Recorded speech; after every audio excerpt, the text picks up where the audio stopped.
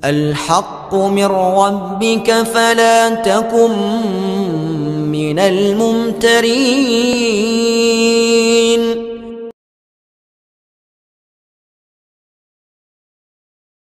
Dukun dakwah Al-Haqqu TV, pembangunan asrama, panti asuhan dan pondok pesantren Al-Haqqu, serta pembangunan Masjid Islami Center Al-Haqqu.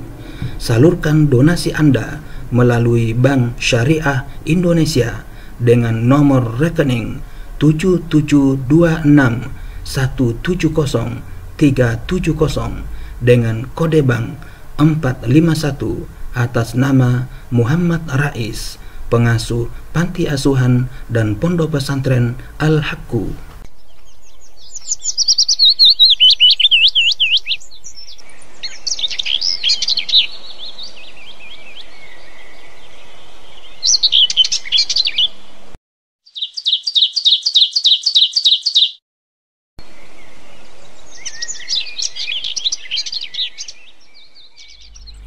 Bismillahirrahmanirrahim. Assalamualaikum warahmatullahi wabarakatuh. Alhamdulillahi rabbil alamin.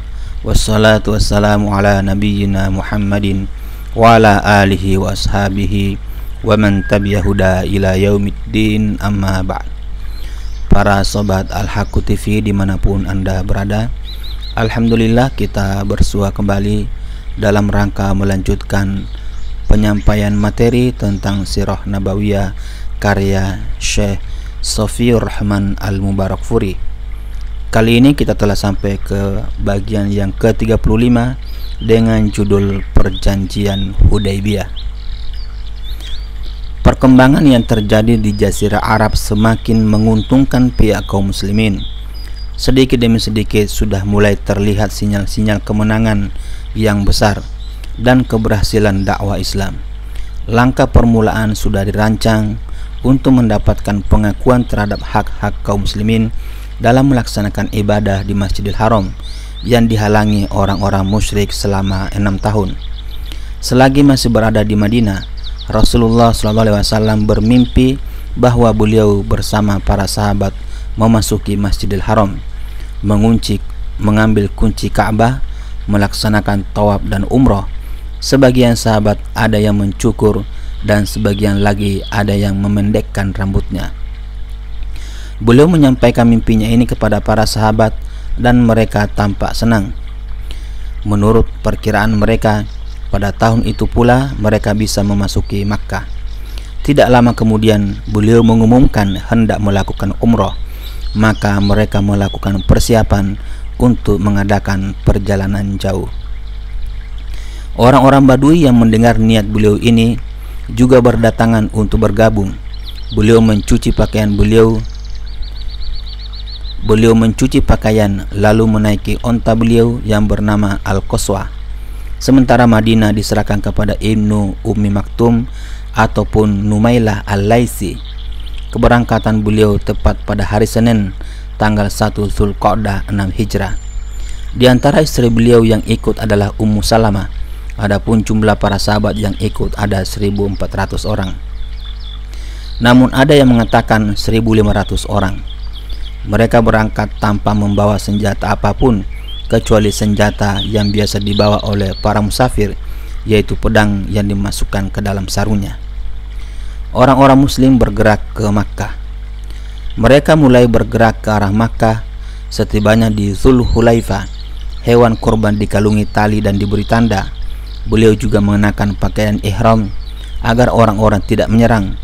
Seorang mata-mata dari Khusa'ah dikirim untuk mencari informasi tentang Quraisy, lalu secepatnya kembali menemui beliau lagi. Ketika mendekati Usfan, mata-mata itu sudah bisa menemui beliau dan menyampaikan informasi. Saat aku meninggalkan Ka'b bin Lu'ay,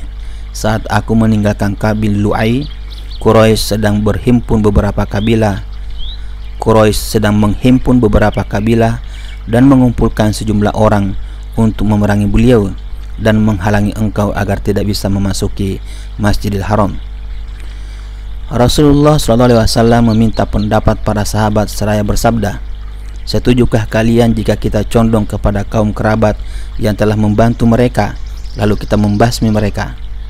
Kalaupun mereka diam, sebenarnya diamnya itu karena takut tak berdaya, karena takut dan tak berdaya.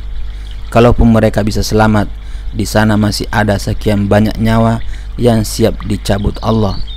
Ataukah kita harus memasuki Makkah dan siapapun yang menghalangi, kita akan memeranginya? Abu Bakar berkata, Allah dan Rasulnya lebih mengetahui, tetapi kita datang hanya untuk melaksanakan umrah. Kita datang bukan untuk memerangi seseorang, tetapi siapapun yang akan menghalangi kita untuk memasuki Masjidil Haram, maka kita akan memeranginya. Beliau bersabda, kalau begitu lanjutkan perjalanan. Maka mereka pun melanjutkan perjalanan. Upaya Quraisy menghalangi orang-orang muslim memasuki Masjidil Haram. Setelah mendengar keberangkatan Rasulullah SAW, Quraisy segera menyelenggarakan majelis permusyawaratan. Keputusannya, apapun caranya, mereka hendak menghalangi orang-orang muslim memasuki Masjidil Haram. Setelah Rasulullah SAW dapat menghindari beberapa kabilah, ada seseorang dari Bani Ka'ab yang memberikan informasi penting kepada beliau bahwa orang-orang Quraisy memberangkatkan pasukan dan tiba di Zituwa. Di samping itu ada 200 penunggang kuda di bawah komando Khalid bin Al-Walid yang mengambil posisi di Qura Al-Ghamim di jalur utama menuju Makkah. Pasukan Khalid bin Al-Walid ini berusaha menghalangi orang-orang muslim. Beberapa penunggang kuda dia tugaskan untuk mengawasi kedua belah pihak. Khalid bin Al-Walid melihat orang-orang muslim sedang melaksanakan sholat zuhur. Dia berkata, mereka pasti lengah. Andaikan kita menyerang mereka secara serentak, tentu kita bisa mengalahkan mereka. Dia memutuskan untuk menyerang orang-orang muslim saat melaksanakan sholat asar secara serentak. Tetapi Allah menurunkan hukum sholat khauf, sehingga kesempatan itu pun hilang dari tangan Khalid dan pasukan Quraisy. Mengalihkan jalur perjalanan dan menghindari bentrok fisik, Rasulullah SAW mengambil jalur yang sulit dan berat di antara celah-celah gunung, membawa para sahabat ke arah kanan, melewati Al-Hamsh menuju Saniyatul Muror sebelum turun ke Hudaybiyah.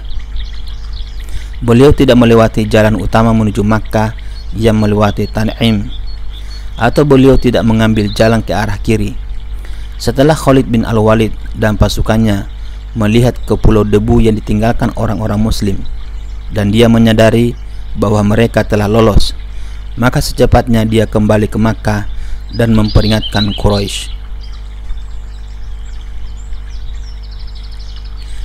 Rasulullah SAW meneruskan perjalanan. Setelah tiba di Saniyatul Muror, onta beliau menderum. Orang-orang berkata, biarkan ia istirahat sebentar, biarkan ia istirahat sebentar. Lalu onta beliau disuruh bangkit kembali. Mereka berkata, Al-Qaswa tetap menderum, Al-Qaswa tetap menderum.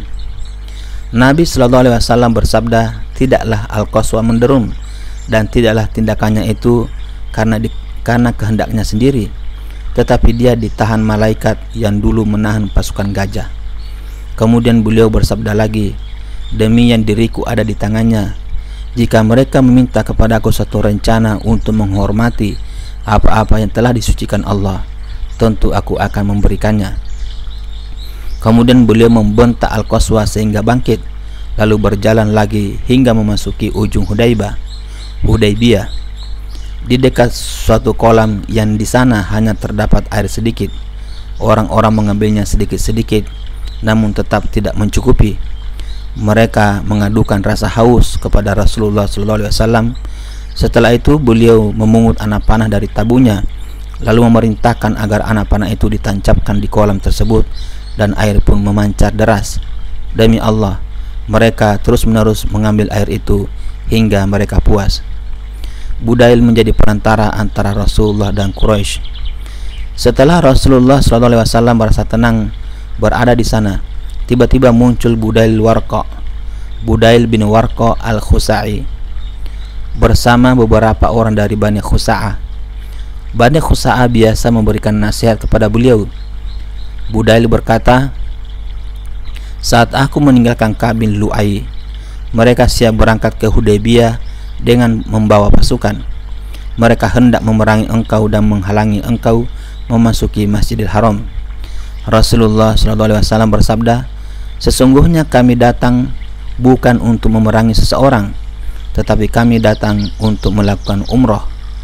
Rupanya orang-orang Quraisy sudah semakin surut dan menjadi buta karena peperangan. Jika mereka menghendaki, engkau bisa membujuk mereka dan membukakan jalan bagiku.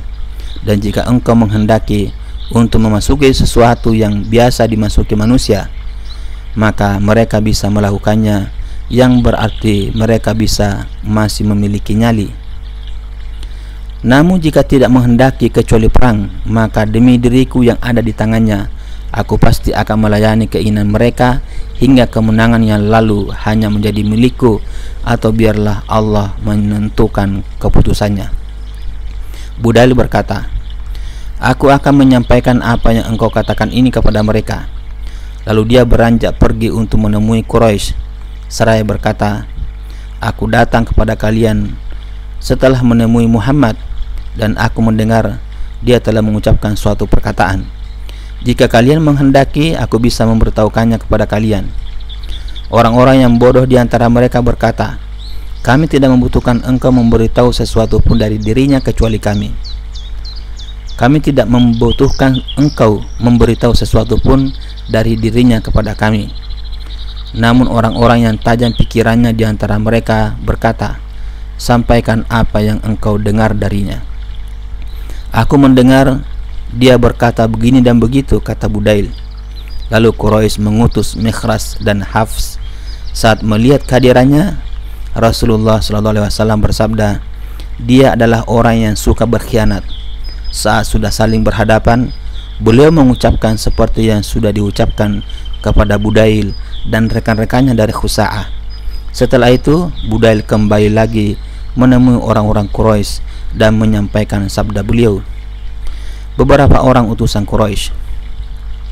Ada seseorang dari Kinana namanya Al-Hulais bin Al-Alqamah yang berkata kepada Quraisy, biarkan aku menemui Muhammad.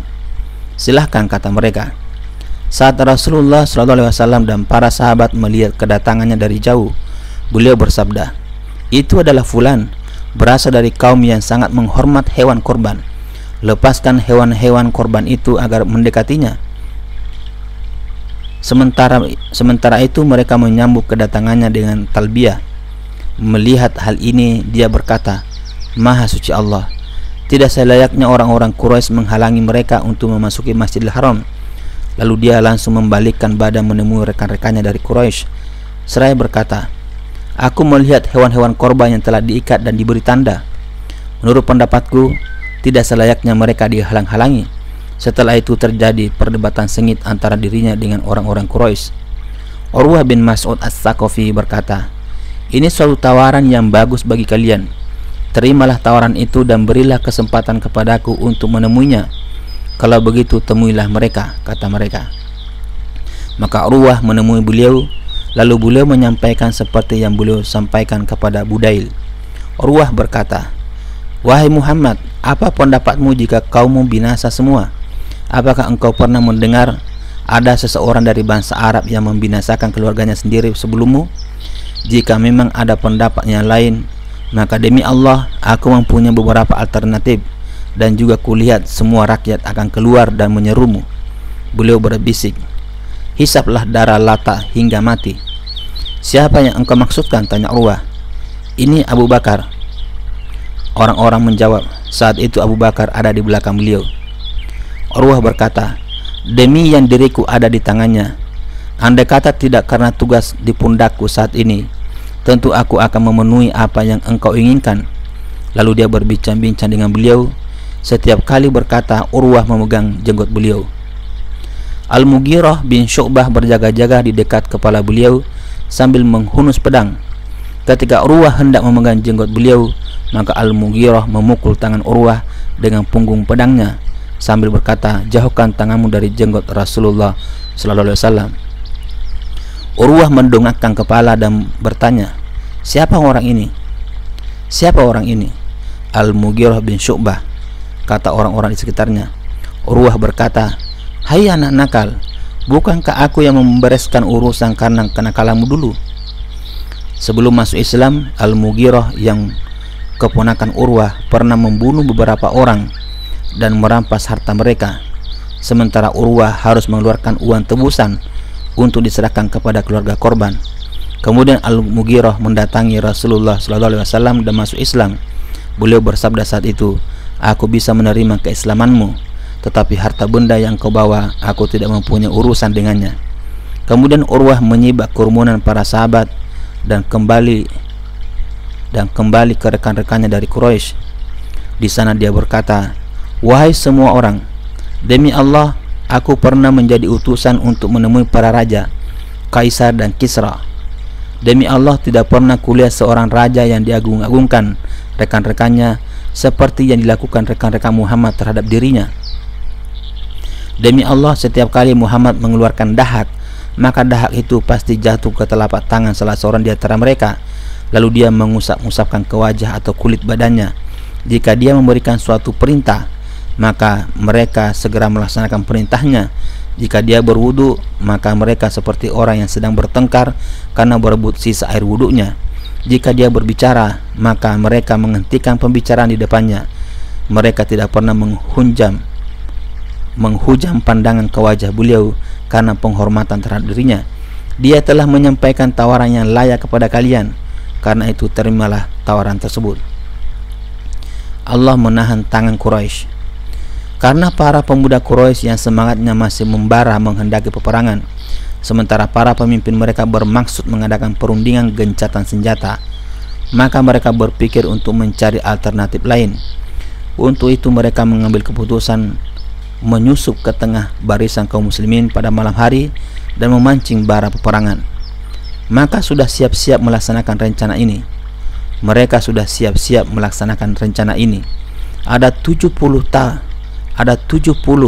atau 80 orang di antara mereka yang turun dari Gunung Tan'im dan hendak menyusup ke tengah barisan kaum muslimin.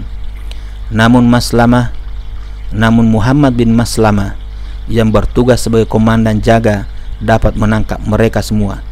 Karena sejak semula menginginkan suasana damai, maka Nabi SAW memaafkan dan melepaskan mereka semua. Tentang hal ini Allah Subhanahu wa taala menurunkan ayat, A'udzubillahi minasyaitonirrajim. Wa huwal ladzi kaffa aydiyahum ankum wa aydiyakum anhum bi batni Makkah min ba'di an asfarakum alaihim wa kana Allah bima ta'maluna basira. Dan dialah yang menahan tangan mereka dari membinasakan kalian dan menahan tangan kalian dari membinasakan mereka di tengah kota Makkah sesudah Allah memenangkan kalian atas mereka, dan adalah Allah Maha melihat apa yang kalian kerjakan. Quran Surat Al-Fat ayat 24. Utsman bin Affan sebagai duta ke pihak Quraisy. Pada saat itu Rasulullah SAW hendak mengutus seorang duta menegaskan kepada Quraisy sikap dan tujuan beliau dari perjalanan kali ini.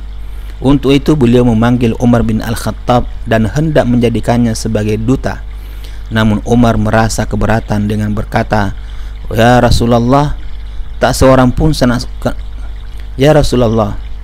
pun sanak keluargaku dari Bani Ka'ab di Makkah yang marah jika aku disiksa. Lebih baik utuslah Utsman bin Affan, karena sanak keluarganya ada di sana dan dia akan menyampaikan apa yang engkau kehendaki." Maka beliau memanggil Utsman bin Affan dan mengangkatnya sebagai duta untuk menemui Quraisy. Beliau bersabda, "Sampaikan kepada mereka bahwa kita tidak ingin berperang, tetapi kita datang hendak melaksanakan umrah. Serulah mereka kepada Islam." Beliau juga menyuruhnya untuk menemui beberapa laki-laki dan wanita muslim di sana, menyampaikan kabar gembira kepada mereka tentang datangnya kemenangan, dan juga menggambarkan kepada mereka bahwa Allah pasti akan memenangkan agamanya di Makkah, sehingga setiap orang di sana pasti beriman. Utsman berangkat hingga dia melewati sekumpulan orang-orang Quraisy di Baldah. Mereka bertanya, "Hendak kemana engkau?" Rasulullah SAW mengutusku untuk ini dan itu, jawab Utsman. Kami mendengar apa yang engkau katakan, maka laksanakan apa keperluanmu, kata mereka. Lalu Aban bin Said bin Al-As menyambut kedatangannya, menyiapkan kudanya dan menyuruh Utsman naik ke atas punggung kudanya. Aban memberikan jaminan perlindungan kepada Utsman dan mengawalnya hingga tiba di Makkah. Dia menyampaikan pengiriman duta ini kepada para pemimpin Quraisy. Sebenarnya mereka menawarkan kepada Utsman untuk melaksanakan tawaf di Ka'bah, tetapi Utsman menolak tawaran ini. Dia tidak akan tawaf sebelum Rasulullah SAW tawaf. Isu terbunuhnya Utsman dan Baiat Ridwan. Cukup lama Quraisy menahan Utsman bin Affan di Makkah. Boleh jadi mereka hendak mengajaknya bermusyawarah, memecahkan masalah yang sangat rawan ini, dan mereka merasa puas. Baru setelah itu mereka mengembalikan Utsman dengan jawaban yang mereka tulis dalam sebuah surat. Karena sudah lama Utsman tertahan di pihak Quraisy, maka tersiar kabar angin di kalangan orang-orang muslim bahwa Utsman telah dibunuh. Saat kabar angin ini terdengar oleh Rasulullah SAW, maka beliau bersabda, kita tidak akan beranjak sebelum membereskan urusan mereka. Setelah itu beliau memanggil para sahabat untuk melakukan baiat, maka mereka berkumpul di sekelilingnya dan mengucapkan baiat untuk tidak melarikan diri. Bahkan ada di antara mereka yang melakukan baiat untuk bersedia mati. Yang pertama kali mengucapkan baiat adalah Abu Sinan Al-Asadi, sementara Salamah bin Al-Aqwa mengucapkan baiat di hadapan beliau untuk bersedia mati hingga 3 kali. Sekali dia ucapkan di depan kerumunan orang, sekali di tengah kerumunan orang, dan sekali di belakang kerumunan orang. Dalam baiat itu beliau memegang tangannya sendiri lalu bersabda, ini mewakili Utsman. Setelah proses baiat selesai, Utsman bin Affan muncul. Lalu dia berbaiat kepada beliau. Hanya seorang saja yang tidak ikut dalam proses baiat ini. Dia dari golongan orang-orang munafik, namanya Jad bin Qais. Baiat ini dilaksanakan Rasulullah SAW di bawah pohon. Umar memegang tangan beliau, sedangkan Ma'qal bin Yasar memegang dahan pohon agar tidak mengenai beliau. Inilah baiat Ridwan yang karenanya Allah Subhanahu wa taala menurunkan ayat A'udzubillahi minasyaitonirrajim. Laqad radiyallahu 'anil mu'minin idh yubayyi'unaka tahta asy-syajarah. Laqad radiyallahu 'anil mu'minin idh yubayyi'unaka tahta asy-syajarah. Sesungguhnya Allah telah ridha terhadap orang-orang mukmin ketika mereka berjanji setia kepadamu di bawah pohon. Quran surat Al-Fat ayat 18. Pengukuhan perjanjian dan klausul-klausulnya. Quraisy menyadari posisinya yang cukup aman, maka mereka segera mengutus Suhail bin Amr untuk mengadakan perundingan. Mereka menegaskan kepadanya agar di antara klausul perjanjian itu menyebutkan bahwa Muhammad harus pulang ke Madinah pada tahun ini, agar bangsa Arab tidak membicarakan orang-orang Quraisy bahwa beliau berhasil masuk ke sana lewat jalan kekerasan. Suhail bin Amr menemui beliau. Saat melihat kehadirannya, beliau bersabda, dia telah memudahkan urusan kalian. Setiap kali orang-orang Quraisy menghendaki perjanjian, mereka pasti mengutus orang ini. Sahal pun tiba lalu berunding panjang lebar. Akhirnya kedua belah pihak menyepakati klausul-klausul perjanjian sebagai berikut. 1. Rasulullah SAW harus pulang pada tahun ini dan tidak boleh memasuki Makkah kecuali tahun depan bersama orang-orang muslim. Mereka diberi jangka waktu selama 3 hari berada di Makkah dan hanya boleh membawa senjata yang biasa dibawa musafir, yaitu pedang yang disarungkan. Sementara pihak Quraisy tidak boleh menghalangi dengan cara apapun. Kedua, gencatan senjata di antara kedua belah pihak selama 10 tahun, sehingga semua orang merasa aman dan sebagian tidak boleh memerangi sebagian yang lain. 3. Barang siapa yang ingin bergabung dengan pihak Muhammad dan perjanjiannya, maka dia boleh melakukannya. Dan siapa yang ingin bergabung dengan pihak Quraisy dan perjanjiannya, maka dia boleh melakukannya. Kabilah manapun yang bergabung dengan salah satu pihak maka kabilah itu menjadi bagian dari pihak tersebut, sehingga penyerangan yang ditujukan pada kabilah tertentu dianggap penyerangan terhadap pihak yang bersangkutan dengannya. 4. Siapapun orang Quraisy yang mendatangi Muhammad tanpa izin walinya atau melarikan diri, maka dia harus dikembalikan kepada Quraisy. Dan siapapun dari pihak Muhammad yang mendatangi Quraisy melarikan diri darinya, maka dia tidak boleh dikembalikan padanya. Kemudian beliau memanggil Ali bin Abu Thalib untuk menulis isi perjanjian ini. Beliau mendiktekan kepada Ali, Bismillahirrahmanirrahim. Suhail menyelah tentang Ar-Rahman, demi Allah aku tidak tahu siapa dia, tetapi tulislah Bismika Allahum. Maka Nabi SAW memerintahkan Ali bin Abi Thalib untuk menulis seperti itu. Kemudian beliau mendiktekan lagi, ini adalah perjanjian yang ditetapkan Muhammad Rasulullah. Suhail menyelah, andaikan kami tahu bahwa engkau adalah Rasul Allah, tentunya kami tidak akan menghalangimu untuk memasuki Masjidil Haram, tidak pula memerangimu, tetapi tulislah Muhammad bin Abdullah. Beliau bersabda, bagaimanapun juga aku adalah Rasul Allah, sekalipun kalian mendustakan aku. Lalu beliau memerintahkan Ali bin Abi Thalib untuk menulis seperti usulan Suhail dan menghapus kata-kata Rasul Allah yang terlanjur tertulis. Namun Ali menolak untuk menghapusnya. Akhirnya beliau yang menghapus tulisan itu dengan tangan beliau sendiri. Akhirnya klausul perjanjian itu selesai ditulis. Setelah perjanjian sudah dikukuhkan, Khusa'ah bergabung ke pihak Rasulullah SAW. Sebelumnya mereka adalah sekutu Bani Hashim semenjak zaman Abdul Muttalib, seperti yang sudah kami uraikan di bagian terdahulu. Penggabungan mereka ini merupakan kelanjutan dari persekutuan masa lampau, sementara Bani Bakar bergabung ke pihak Quraisy. Klausul Abu Jandal. Pada saat penulisan isi perjanjian itu, tiba-tiba muncul Abu Jandal bin Suhail yang berjalan tertatih-tatih kedua kakinya dalam keadaan terbelenggu. Dia meloloskan diri dari Makkah hingga tiba di tempat orang-orang Muslim. Suhail menjawab, ini adalah orang pertama yang kutuntut agar engkau mengembalikannya. Beliau menjawab, kami tidak akan melanggar isi perjanjian ini sampai kapanpun. Demi Allah, kalau begitu aku tidak akan menuntutmu karena sesuatu apapun, kata Suhail. Beliau bersabda, kalau begitu berilah dia jaminan perlindungan karena aku. Suhail menjawab, aku tidak akan memberikan jaminan perlindungan karena dirimu. Lakukanlah, pinta beliau. Aku tidak akan melakukannya, jawab Suhail.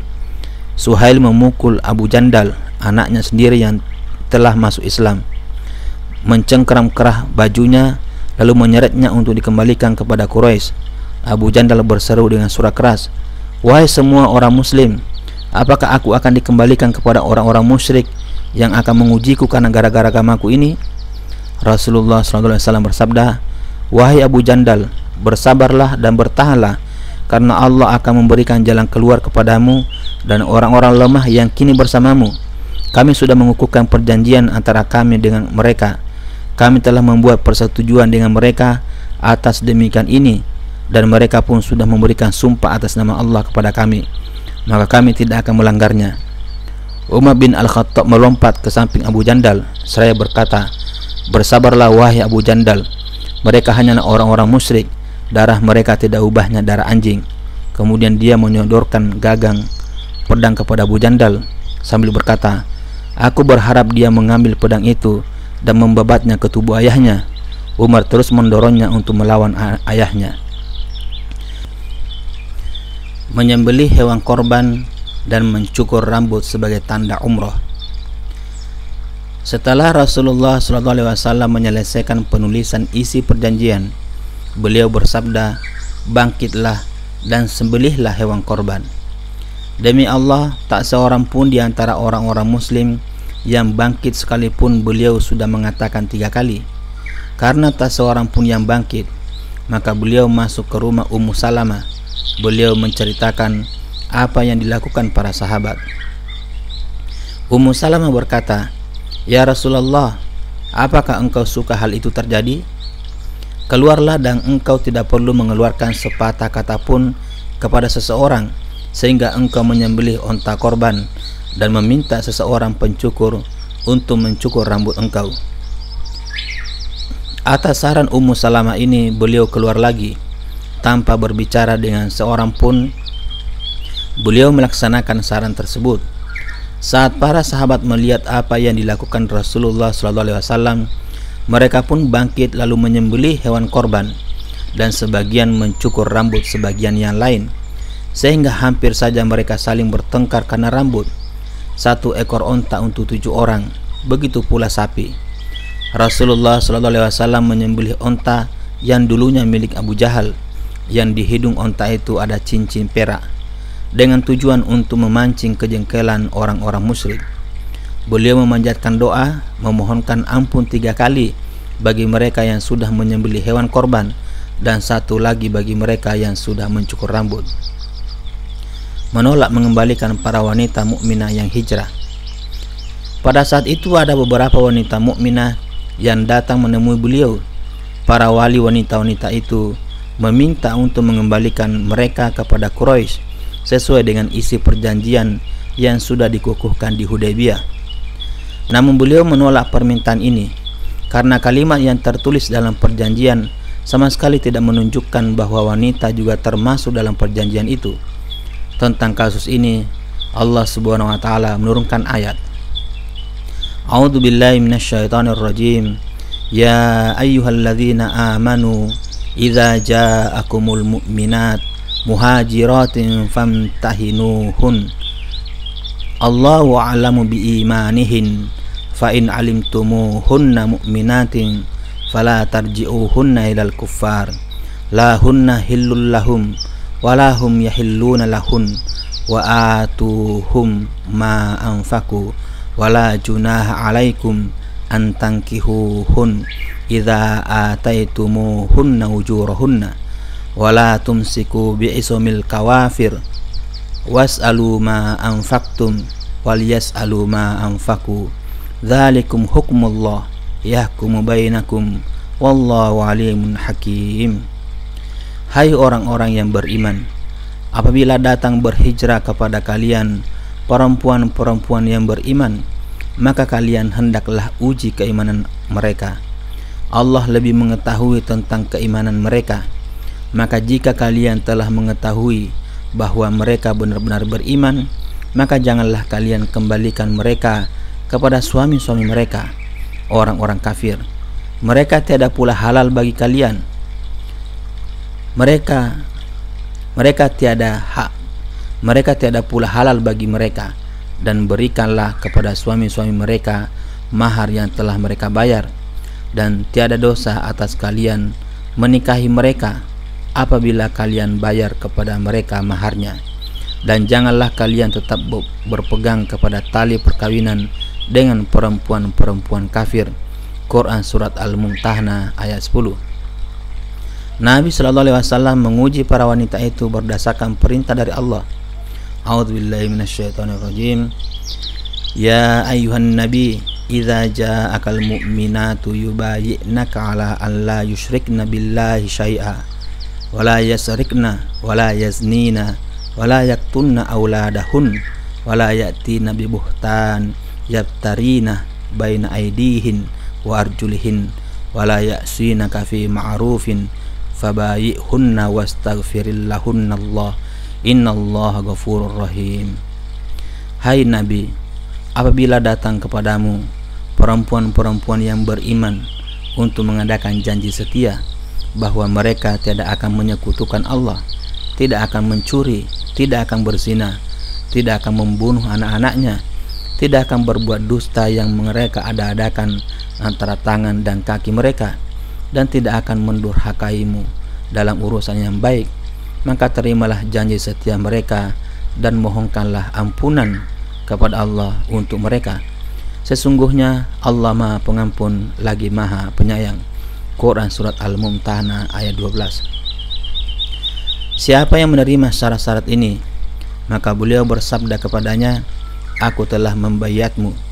Setelah itu beliau tidak mengembalikan mereka kepada pihak Quraisy. Dengan hukum dalam ayat-ayat ini, orang-orang muslim menceraikan istri-istri mereka yang kafir, sehingga saat itu pula Umar bin Al-Khattab menceraikan 2 istrinya yang kafir. lalu salah seorang dari keduanya dinikahi Muawiyah dan satunya lagi dinikahi Sofwan bin Umayyah. Apa yang bisa dipetik dari klausul-klausul perjanjian? Inilah gencatan senjata yang dikukuhkan di Hudaybiyah.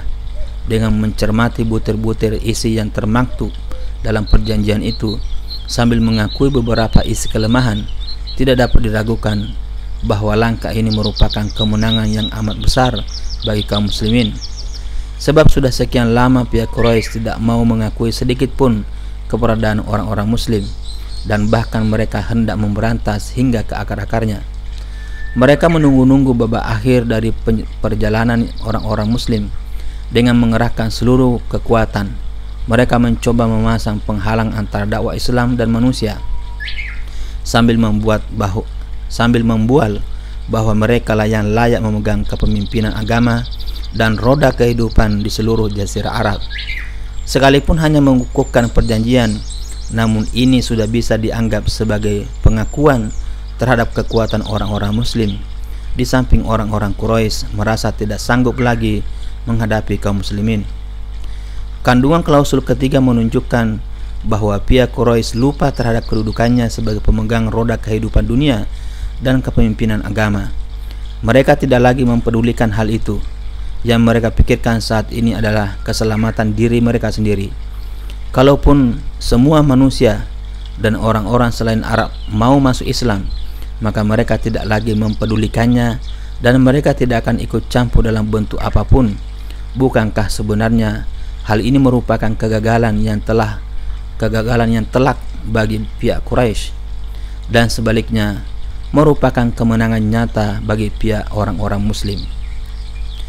Peperangan secara terus-menerus yang melibatkan orang-orang muslim dan musuh-musuhnya sama sekali tidak dimaksudkan orang-orang muslim untuk mendapatkan harta, merenggut nyawa, membinasakan manusia, ataupun memaksa manusia agar mau memeluk Islam. Satu-satunya tujuan yang hendak dicapai orang-orang muslim dari berbagai peperangan itu ialah justru ingin menciptakan kebebasan yang utuh kepada manusia dalam masalah akidah dan agama. Hal ini telah disyaratkan firman Allah Subhanahu wa taala, A'udzubillahi minasyaitonirrajim.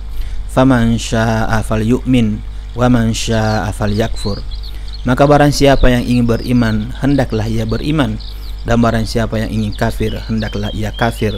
Quran surah Al-Kahfi ayat 29. Tidak ada satu kekuatan pun yang bisa menghalangi maksud mereka. Bagian-bagian dari tujuan ini atau sinyal-sinyalnya telah terpegang di tangan. Boleh jadi tujuan ini tidak akan tercapai sekalipun dengan kemenangan yang besar dalam peperangan. Dengan adanya kebebasan ini, orang-orang muslim bisa mencapai keberhasilan yang besar di bidang dakwah. Jumlah mereka yang tidak lebih dari 3.000 orang sebelum gencatan senjata semakin bertambah banyak setelah adanya gencatan senjata. Selama 2 tahun setelah itu, pasukan Islam terdiri atas 10.000 prajurit, yaitu saat penaklukan Makkah. Klausul kedua juga merupakan bagian kedua dari kemenangan bagi orang-orang muslim. Mereka bukan pihak yang mengawali peperangan, tetapi pihak Quraisy lah yang mengawalinya. Allah Subhanahu wa taala berfirman, "Wahum bada'ukum awwala marrah." Dan mereka lah yang pertama kali memulai memerangi kalian. Quran surah At-Taubah ayat 13. Patroli militer yang dilakukan orang-orang muslim tidak lain dimaksudkan hanya untuk memancing dendam orang-orang Quraisy dan keinginan mereka agar menghalangi manusia dari jalan Allah, atau sekedar mengimbangi mereka.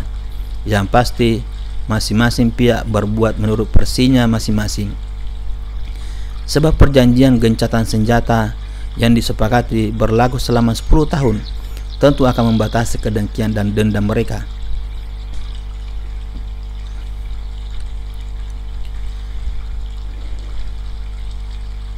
Klausul pertama merupakan pagar pembatas bagi Quraisy, sehingga mereka tidak bisa menghalangi seseorang untuk memasuki Masjidil Haram. Ini juga merupakan kegagalan bagi Quraisy. Ini merupakan obat yang efektif hanya sementara waktu bagi Quraisy. Mereka bisa menghalangi manusia memasuki Masjidil Haram hanya selama 1 tahun. Pihak Quraisy memberikan 3 celah ini kepada orang-orang muslim. Mereka hanya memiliki 1 celah saja, yaitu klausul keempat. Tetapi celah ini pun sebenarnya tak banyak artinya. Di sini tidak ada sesuatu yang membahayakan bagi orang-orang muslim. Sebagaimana diketahui, selagi seseorang disebut orang muslim, tentu dia tidak akan lari dari Allah dan Rasulnya, tidak meninggalkan wilayah Islam, kecuali dia memang murtad secara lahir dan batin. Jika dia murtad, maka Islam dan orang-orang muslim sama sekali tidak membutuhkan dirinya. Bahkan tindakannya yang memisahkan diri dari masyarakat Islam jauh lebih baik daripada dia berada di tengah-tengah mereka. Ini yang disyaratkan Rasulullah SAW dalam sabda beliau, sesungguhnya siapapun di antara kita yang pergi bergabung dengan mereka, maka dia akan dijauhi Allah. Sedangkan di antara orang Makkah yang masuk Islam, kalaupun dia tidak bisa datang ke Madinah, toh bumi Allah itu amat luas. Bukankah Habasyah terbuka lebar bagi orang-orang muslim pada saat pendudukan Madinah sebelum mengenal Islam sedikit pun? Ini pula yang disyaratkan Rasulullah SAW dalam sabda beliau, dan barang siapa di antara mereka yang hendak mendatangi kita, tentu Allah akan memberikan pemecahan dan jalan keluar kepadanya. Mengambil langkah seperti ini, sekalipun secara sepintas lalu tampak keunggulan bagi Quraisy, pada hakikatnya mencerminkan kegundahan, kegelisahan, dan ketakutan mereka terhadap eksistensi paganisme. Mereka merasa seakan-akan eksistensi mereka berada di pinggir jurang yang terjal. Maka langkah inilah yang mereka ambil. Kalaupun ada di antara orang-orang muslim yang lari ke pihak Quraisy, maka Nabi SAW tak akan meminta untuk mengembalikannya. Ini merupakan bukti bahwa beliau benar-benar tegar dalam meneguhkan kekuatan dan sama sekali tidak risau dengan syarat yang tercantum dalam klausul ini. Orang-orang muslim murung dan dialog Umar dengan Rasulullah SAW. Inilah hakikat yang terkandung dalam klausul-klausul kesepakatan gencatan senjata ini. Tetapi di sana ada dua fenomena yang sama sekali tidak bisa ditangkap orang-orang muslim, sehingga karenanya mereka tampak murung dan sedih. Pertama, sebelumnya beliau sudah menyatakan untuk mendatangi Masjidil Haram dan tawaf di sana. Lalu mengapa beliau kembali lagi tanpa melakukan tawaf di sana? Kedua, Rasulullah SAW yang sangat jelas, Rasulullah SAW yang jelas berada di atas kebenaran dan Allah yang sudah menjanjikan kemenangan baginya. Mengapa buru-buru merendahkan diri dengan mengukuhkan perjanjian tanpa melakukan tekanan terhadap Quraisy terlebih dahulu? Dua fenomena inilah yang memancing munculnya keraguan-raguan, kesangsian, rasa was-was dan dugaan macam-macam di hati mereka. Karena dua fenomena ini pula perasaan mereka menjadi perih dan terluka, sebab dugaan dan kepedihan lebih menguasai pikiran dan mereka tidak memikirkan lebih jauh dampak dari isi perjanjian itu. Boleh jadi orang yang paling murung di antara mereka adalah Umar bin Al-Khattab, yang dikenal sebagai orang yang temperamental. Dia menemui Nabi SAW dan bertanya, "Ya Rasulullah, bukankah kita berada di atas kebenaran dan mereka di atas kebatilan?" Begitulah jawab beliau. "Bukankah korban yang mati di antara kita berada di sorga dan korban yang mati di antara mereka berada di neraka?" tanya Umar. Begitulah jawab beliau. "Lalu mengapa kita merendahkan agama kita dan kembali, padahal Allah belum lagi membuat keputusan antara kita dan mereka?" tanya Umar. "Wahai Ibnul Khattab, aku adalah Rasul Allah dan aku tidak akan mendurhakainya. Dia adalah penolongku dan sekali-kali tidak akan menelantarkan aku," jawab beliau. "Bukankah engkau telah memberitakan kepada kami bahwa kita akan mendatangi Ka'bah dan tawaf di sana? Begitulah. Apakah aku pernah menjanjikan kita untuk ke sana tahun ini?" Umar menjawab, "Tidak." "Kalau begitu engkau akan pergi ke Ka'bah dan tawaf di sana tahun depan," sabda beliau. Umar masih penasaran dengan hati yang kurang enak. Lalu dia menemui Abu Bakar dan bertanya seperti pertanyaan-pertanyaan yang dia ajukan kepada Rasulullah SAW. Ternyata Abu Bakar juga memberikan jawaban seperti yang diberikan beliau, sama persis. Lalu Abu Bakar menambahi, "Patuhilah kepada perintah dan larangan beliau sampai engkau meninggal dunia. Demi Allah, beliau berada di atas kebenaran." Kemudian turun wahyu kepada Rasulullah SAW, lalu beliau membacakannya kepada Umar. "A'udzubillahi minasyaitonirrajim. Inna fatahna laka fatham mubina." Sesungguhnya kami telah memberikan kepadamu kemenangan yang nyata. Quran surah Al-Fat ayat pertama. Dan seterusnya dari surah Al-Fat. Umar bertanya, "Ya Rasulullah, apakah itu benar-benar sebuah kebenaran?" "Ya Rasulullah, apakah itu benar-benar sebuah kemenangan?" "Benar," jawab beliau. Barulah hatinya merasa tenang. Kemudian dia baru menyadari tindakannya itu, sehingga dia menyesali karenanya. Umar berkata, "Setelah itu aku terus-menerus melakukan berbagai amal, bersedekah, berpuasa, sholat, dan berusaha membebaskan dari apa yang telah dilakukan saat itu. Aku selalu dibayangi apa yang telah aku lakukan saat ini. Aku selalu berharap semoga semua itu merupakan kebaikan." Krisis orang-orang muslim yang lemah terpecahkan. Setelah Rasulullah SAW kembali ke Madinah dan hidup tentram di sana, tiba-tiba muncul seseorang dari orang-orang muslim yang masih mendapat siksaan di Makkah. Dia adalah Abu Basir, seorang laki-laki dari Saqif, sekutu Quraisy. Lalu orang-orang Quraisy mengutus 2 orang untuk mencarinya di Madinah dan mengingatkan Nabi SAW tentang isi perjanjian. Maka sesuai dengan isi perjanjian, beliau menyerahkan Abu Basir pergi menuju Makkah. Setibanya di Dzulhulaifah, mereka istirahat sambil makan buah korma. "Demi Allah, aku ingin sekali melihat pedangmu yang bagus itu, hai fulan," kata Abu Basir. Setelah menghunus pedang yang dimaksudkan, utusan Quraisy itu menyerahkannya kepada Abu Basir seraya berkata, "Boleh demi Allah, memang ini adalah pedang yang bagus. Ia sudah cukup kenyang malang melintang bersamaku. Tolong perlihatkan kepadaku. Aku ingin melihat dan memeriksanya," kata Abu Basir. Setelah pedang ada di tangan, dia menusukkannya ke utusan Quraisy itu hingga meninggal dunia. Seorang utusan lagi melarikan diri hingga tiba di Madinah. Dengan berlari-lari ia memasuki masjid. Saat melihat kehadirannya, Nabi SAW bersabda, "Sepertinya orang itu sedang ketakutan." Setelah berhadapan langsung dengan beliau, utusan Quraisy itu berkata, "Temanku telah dibunuh dan aku hampir dibunuhnya pula." Tak lama kemudian Abu Basir muncul seraya berkata, "Wahai Nabi Allah, demi Allah, dia telah memenuhi jaminan engkau. Engkau telah mengembalikan diriku kepada mereka. Kemudian Allah menyelamatkan aku dari kejahatan mereka. Celakalah ibunya. Dia bisa menyalakan api peperangan sekalipun dia hanya sendirian," sabda beliau. Mendengar sabda beliau ini, Abu Basir sadar bahwa ia akan diserahkan lagi ke pihak Quraisy. Maka dia segera beranjak pergi hingga tiba di pinggir pantai. Apa yang dilakukan Abu Basir ini terdengar hingga ke Makkah dan didengar pula orang-orang muslim di sana. Karena itu Abu Jandal meloloskan diri dari Makkah dan bergabung bersama Abu Basir. Langkah Abu Jandal ini diikuti teman-temannya yang lain yang sudah masuk Islam dan selama ini menetap di Makkah, hingga cukup banyak yang berhimpun bersamanya. Karena tempat pangkalan Abu Basir dan teman-temannya itu merupakan jalur yang dilewati kafilah dagang Quraisy menuju Syam, maka setiap ada kafilah dagang Quraisy yang lewat, pasti mereka cegat, dihalangi, dan harta bendanya dirampas. Akhirnya Quraisy mengirimkan utusan kepada Nabi SAW untuk menyampaikan pesan bahwa siapapun orang muslim yang menemui beliau dianggap aman. Beliau mengirim balasan, dan setelah itu Abu Basir dan orang-orang muslim yang bergabung bersamanya pergi ke Madinah. Beberapa tokoh Quraisy masuk Islam.